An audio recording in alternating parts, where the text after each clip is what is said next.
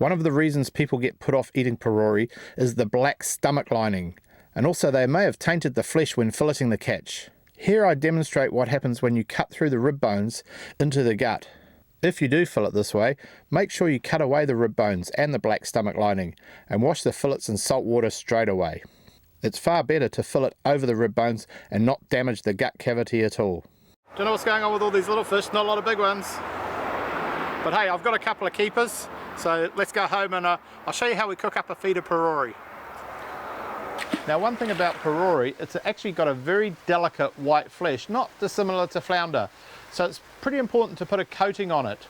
So what I've done is I've already pre-prepared my Parore by coating it in flour, egg, and then panko breadcrumbs, which is Japanese breadcrumbs, and then I've put it back in the fridge to chill. I don't think you need to see that. Everyone knows how to sort of dip it in flour, egg, and breadcrumbs.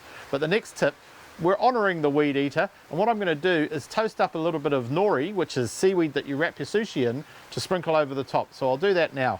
One of the tricks, it's pretty damp out here today, is just to toast it over here and not burn it. Use a pair of tongs and just hold it over the flame. It toasts up very, very quickly and it will go crunchy. If you put it too close to the flame, it will actually burn and shrivel up into nothingness.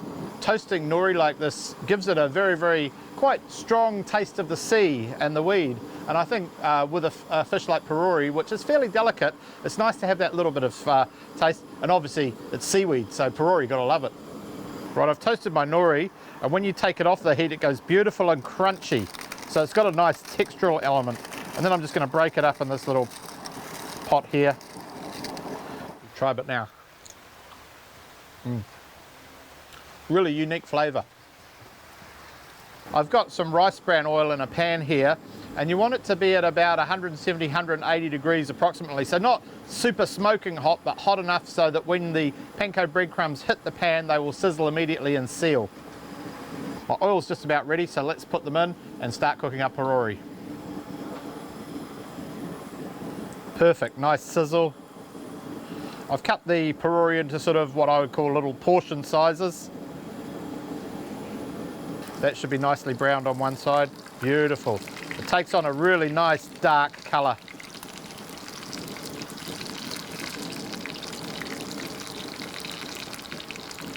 Minute and a half, 2 minutes on that side and it'll be ready. Looking absolutely divine. I'll just dab it off on a paper towel, shake off any excess oil. Now I'm not going to season it because the seaweed has quite a bit of seasoning. So what I'm doing is I'm going to now put it on a bed of a herb we call sorrel, which is really good with fish because it's quite lemony. So it's got that citrus thing. And then I'm going to top it with some of my toasted nori. Next touch is I've got some ponzu sauce, which basically is a Japanese word for citrus sauce. And it's very easy to make. You just use Japanese style soy sauce, lemon juice and a little rice wine vinegar, and that's got another nice citrus note with a bit of salt as well, hence why I'm not seasoning my fish. I'll just drizzle a bit of this over it, not too much, it's quite strong. And the final touch, some yum yum mayonnaise, Japanese mayonnaise.